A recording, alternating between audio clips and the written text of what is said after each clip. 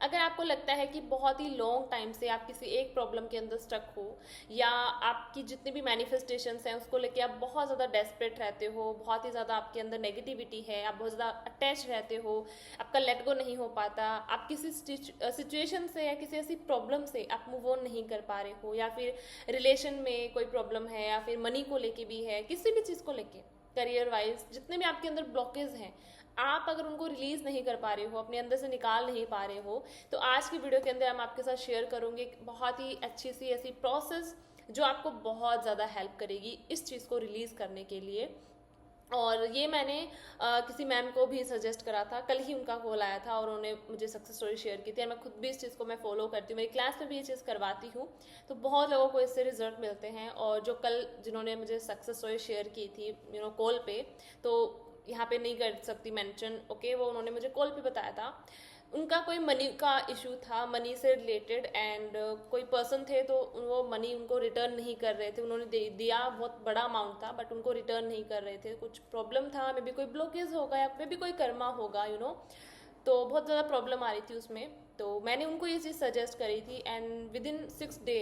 उनको वो चीज़ रिजल्ट मिल गया था, सामने से उनका कॉल आया था, उन्होंने उनको वो मनी रिटर्न कर दिया था बहुत ईजिली एंड एफर्टलेसली। सो इसीलिए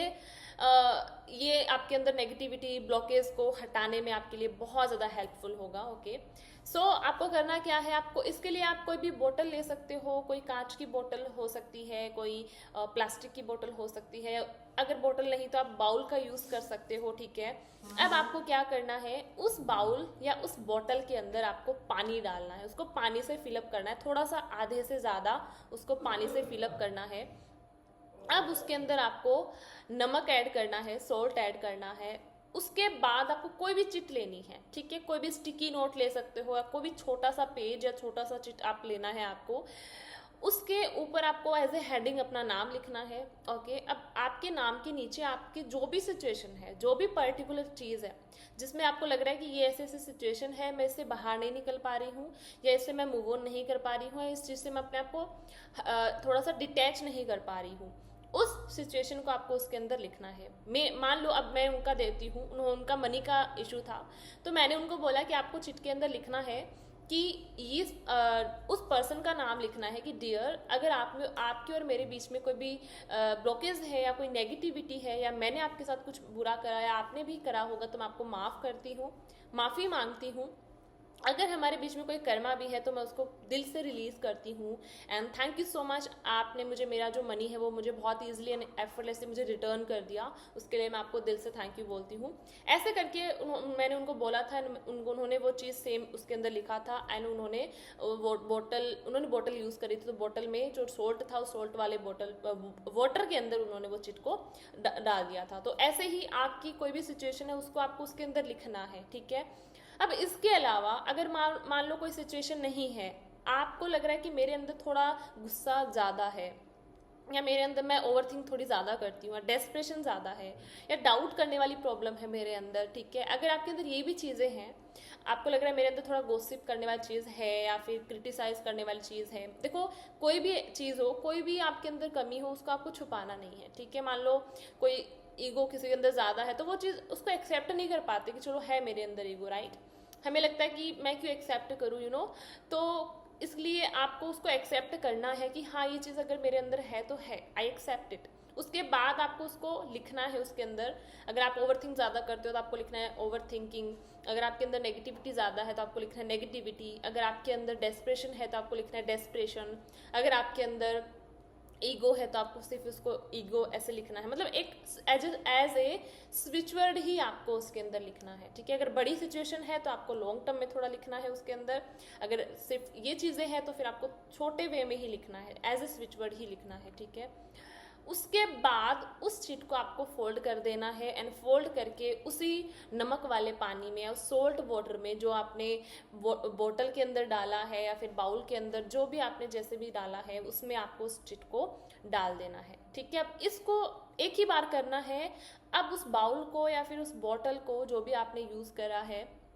मटेरियल, उसको आपको फॉर 9 डेज ऐसी जगह रख देना है जहाँ पे ना कोई उसको टच करे, ना कोई उसको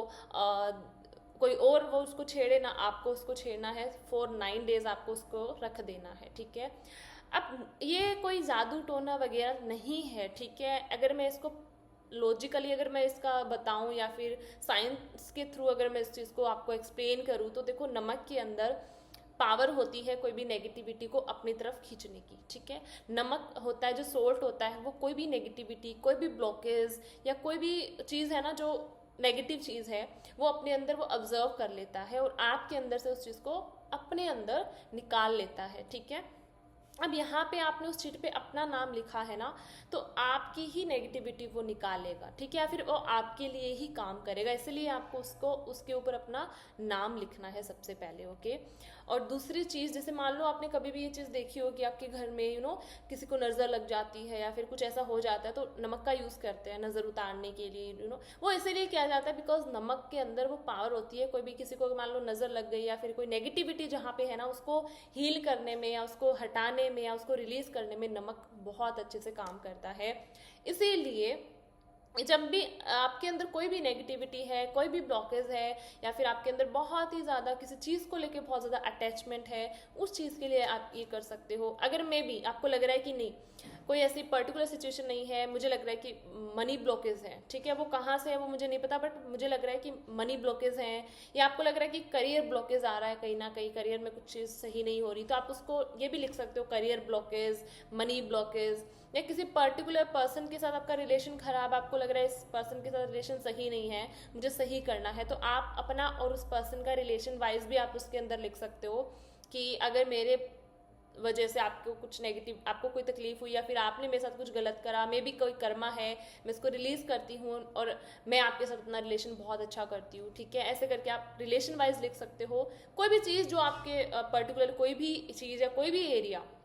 या कोई ऐसी सिचुएशन, ठीक है, उसको आपको राइट डाउन करना है, उस चीज को फोल्ड करना है उस नमक वाले पानी में, या जिस मटेरियल में आपने उस पानी को डाला है उसमें आपको सिर्फ उसको डालना है। अब उसके बाद आफ्टर 9 days आपको उस पानी को कहीं भी, या तो आप उसको बाहर डाल सकते हो या फिर वॉशरूम एनोल आप उसको फ्लश आउट कर सकते हो, ठीक है। बट घर के प्लांट्स में या फिर ऐसी जगह मत डालना बिकॉज वो नेगेटिविटी है, ठीक है। अगर आप घर के पौधों में या फिर वहाँ डाल दोगे तो वो जो नेगेटिविटी है वो पौधों के अंदर जाएगी, तो वो मे बी वो ख़राब हो जाएंगे या फिर वो सूख जाएंगे,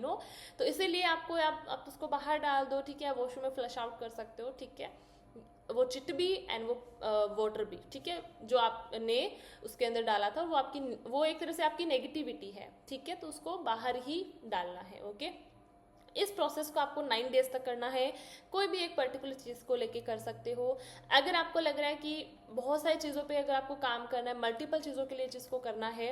तो आपको मान लो कोई ऐसी सिचुएशन है जो 3-4 सिचुएशन आपके पास हैं, तो आप पहले एक सिचुएशन के लिए कर लो, उसके बाद आप थोड़ा सा 2 या 3 दिन का गैप लेके फिर आप दूसरी सिचुएशन के लिए अगेन इसको कर सकते हो, ठीक है। अगर मैं सजेस्ट करूँ तो आप इसको हर महीने भी कर सकते हो, हर 15 दिन में या हर महीने भी आप इसको कर सकते हो। जैसे नया मंथ स्टार्ट हो रहा है तो हर न्यू मंथ पे आप इस चीज़ को कर सकते हो फॉर 9 days, या फिर उससे कम भी कर सकते हो फॉर 7 days 5 days,